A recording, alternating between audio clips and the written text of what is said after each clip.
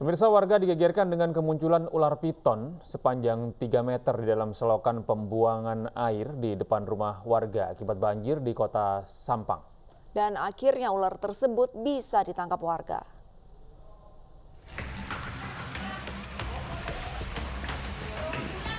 Warga Kabupaten Sampang, Jawa Timur menangkap seekor ular piton sepanjang 3 meter. Ular ditangkap warga di tengah banjir yang sedang melanda di wilayah ini.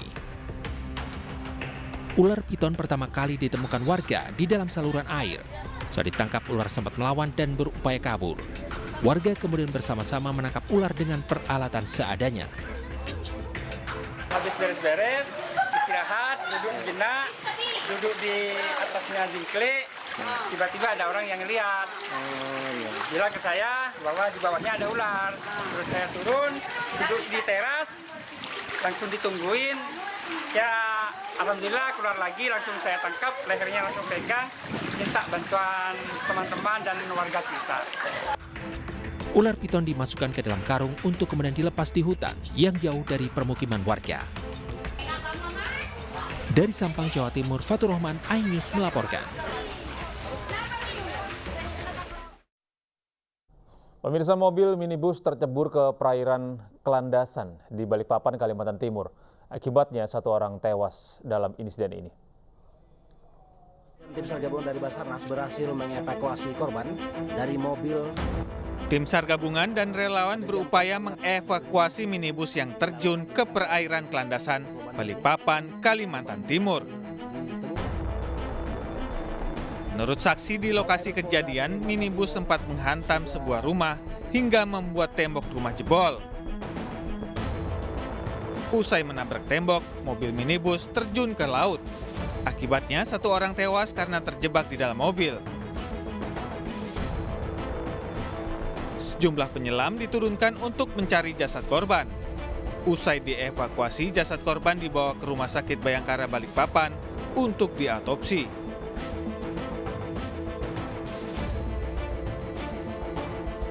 Nah, dia mendengar ada kayak gemuruh. Nah, dia kaget. Nah, dia belum tahu apakah itu apa yang jatuh gitu loh. Akhirnya dia bangunkan saya. Hai, katanya, itu di samping rumah kita kok ada bunyi keras. Nah, ini saya bukalah pintu, begitu saya cek, dinding saya jebol. Dan mereka menurunkan 1 tim penyelam, itu mereka ada 4 orang untuk melakukan penyelaman. Nah, setelah melakukan penyelaman, jarak kurang lebih sekitar 20 meter dari daratan, itu ditemukan. Hingga kini polisi masih menyelidiki penyebab pasti kecelakaan. Dari Balikpapan, Kalimantan Timur, Mukmin Aziz, iNews melaporkan.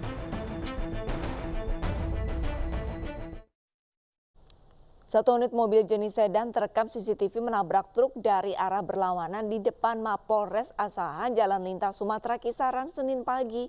3 orang dalam minibus terluka akibat kecelakaan ini.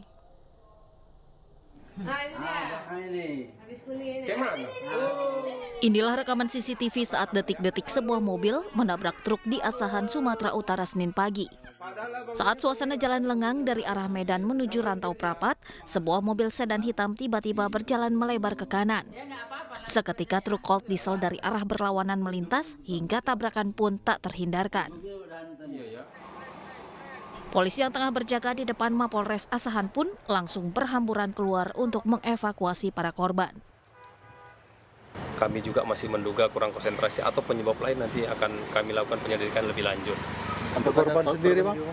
Untuk korban mengalami luka-luka dari mobil minibus, itu pengemudinya laki-laki, membawa penumpang 2 orang. Seluruh 3 korban luka dibawa ke rumah sakit untuk mendapatkan perawatan. Sedangkan kasus kecelakaan masih dalam penanganan Satlantas Polres Asahan. Pemirsa, batas penghasilan kena pajak PKP bagi masyarakat Indonesia berubah. Nantinya masyarakat dengan penghasilan 5 juta rupiah akan kena pajak sebesar 5%.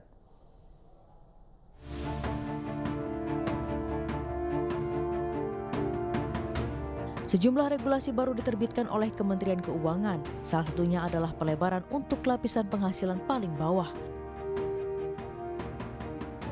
Sementara batas penghasilan kena pajak naik menjadi 5 juta per bulan, artinya bekerja dengan gaji minimal 5 juta rupiah akan terkena pajak penghasilan atau PPh.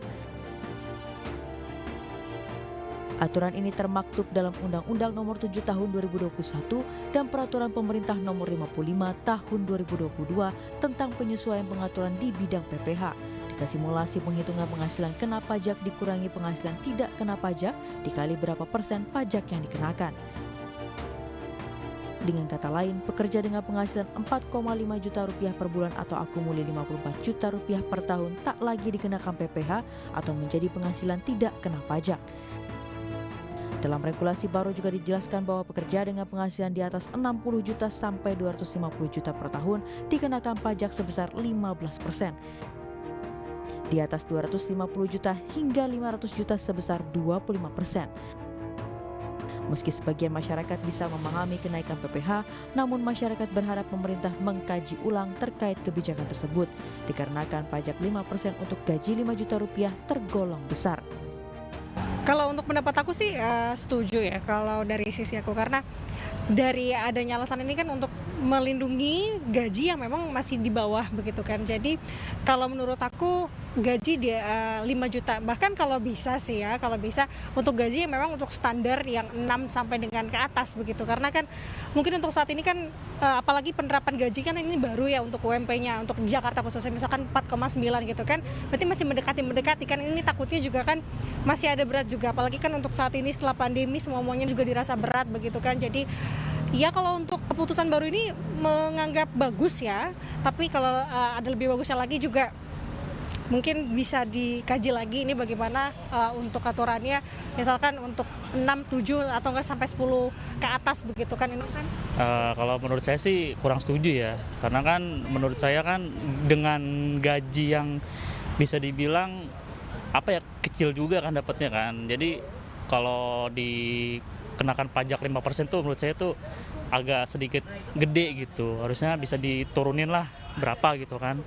Soalnya kan kita juga nerima gaji kan nggak sampai 6 juta, 7 juta. Kalau misalkan gaji segitu nggak apa-apa deh, 5% gitu kan. Ini kan masih kecil gitu.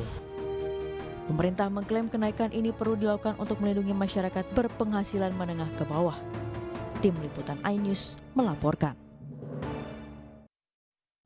Peraturan pemerintah pengganti undang-undang tentang cipta kerja menimbulkan polemik. Salah satu pasal yang disorot adalah penghapusan hak 2 hari libur dalam sepekan bagi pekerja.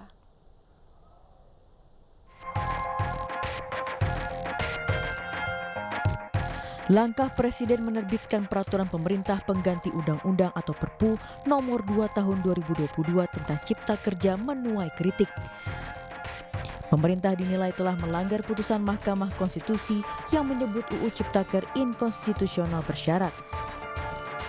Salah satu aturan yang menjadi sorotan adalah aturan terkait libur pekerja, di mana penghapusan hak 2 hari libur dalam sepekan bagi pekerja ini diatur dalam Pasal 79 ayat 2 huruf B.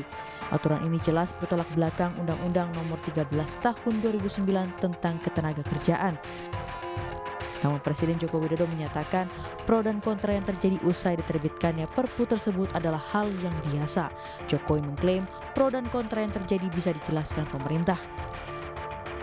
Ya biasa dalam setiap kebijakan, dalam setiap keluarnya sebuah regulasi ya ada pro dan kontra, tapi semuanya bisa kita jelaskan.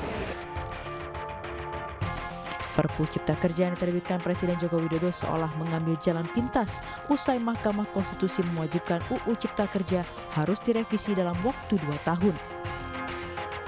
Kini keputusan ada di tangan DPR. Perpu tersebut akan berlaku hingga nantinya DPR memutuskan akan menerima Perpu tersebut menjadi undang-undang atau menolaknya hingga pemerintah harus kembali merevisi UU Ciptaker sesuai perintah dari MK. Tim Liputan iNews melaporkan.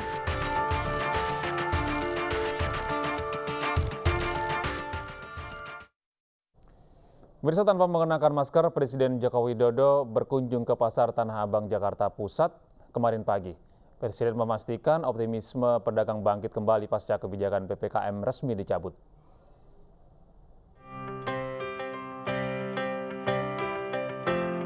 Presiden Joko Widodo meninjau pasar Tanah Abang Blok A Jakarta Pusat pasca pencabutan kebijakan PPKM Desember lalu.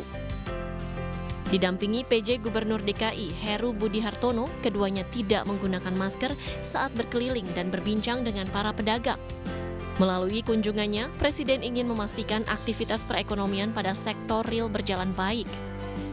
Saya melihat dan ingin agar optimisme itu kembali di tahun 2023, karena di tahun 2022 juga sebuah tahun yang tidak mudah, sebelumnya juga jauh dari kemudahan, sehingga kita harapkan di tahun 2023 itu ada optimisme karena PPKM sudah dicabut. Presiden juga menyatakan optimisme para pedagang mulai bangkit kembali pasca dicabutnya kebijakan pembatasan kegiatan masyarakat atau PPKM. Mudah-mudahan pasar lebih ramai lagi Kak dulu kan. Kemarin pas PPKM kan pasar sepi juga, harus pakai masker, orang masuk susah juga. Itu harapannya ya bisa meningkat lagi lah penjualan kita nanti. Itu kan masih kondisi dalam kita masih pakai menggunakan masker gitu kan, jadi kayak customer yang datang tuh kayak masih takut, jadi kita kayak lebih kencang ke online. Tapi kalau sekarang banyak yang terjun langsung ke pasar. Tinjauan ke pasar Tanah Abang dilakukan Presiden usai meresmikan pembukaan perdagangan Bursa Efek Indonesia tahun 2023. Presiden optimis pertumbuhan ekonomi Indonesia pada 2023 mampu berada di atas 5%. Dari Jakarta, Abdul Aziz, iNews melaporkan. Pemirsa, selain memastikan aktivitas perekonomian pada sektor real berjalan baik di kawasan Tanah Abang, Jakarta, Presiden Joko Widodo kembali menjawab soal wacana reshuffle kabinet di 2023. Namun Presiden Jokowi enggan memastikan kapan reshuffle akan dilakukan. 2023 jadi Pak reshuffle lagi Pak, udah awal tahun. Reshuffle lagi ya, cuman kan nikah ya Pak mau masuk. Ditunggu aja. Kemarin kodenya gimana Pak Jokowi dari Nasdem? Presiden Joko Widodo meresmikan pembangunan tahap 1 stasiun Manggarai. Pembangunan ini dilakukan untuk menjadikan stasiun sebagai stasiun sentral.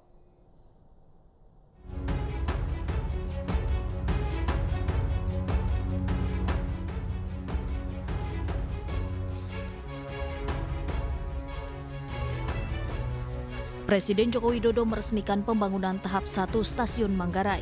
Pembangunan stasiun ini dilakukan sebagai stasiun sentral. Presiden Joko Widodo hadir didampingi Menteri Perhubungan Budi Karya Sumadi, Menteri PUPR Basuki Hadi Mulyono, dan Menko Marves Luhut Binsar Panjaitan. Peresmian tahap 1 ini menandakan pembangunan tahap 2 akan segera dimulai. Jokowi mengatakan pembangunan Manggarai menjadi stasiun sentral ini ditunjuk demi mempermudah mobilitas masyarakat melalui moda transportasi yang terintegrasi.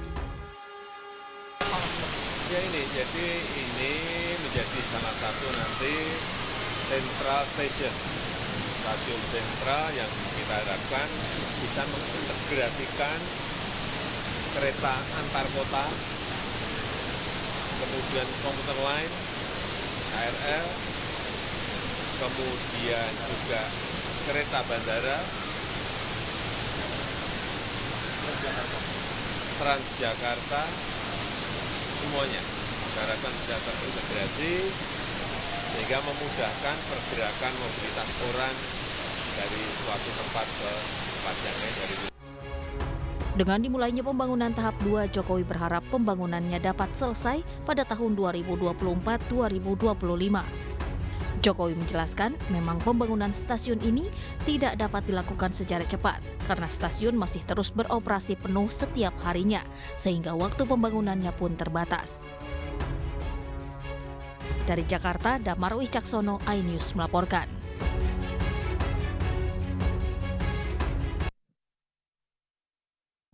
Petik 3 poin usai kalahkan Filipina dengan skor 1-2, skuad Garuda melaju ke semifinal Piala AFF 2022.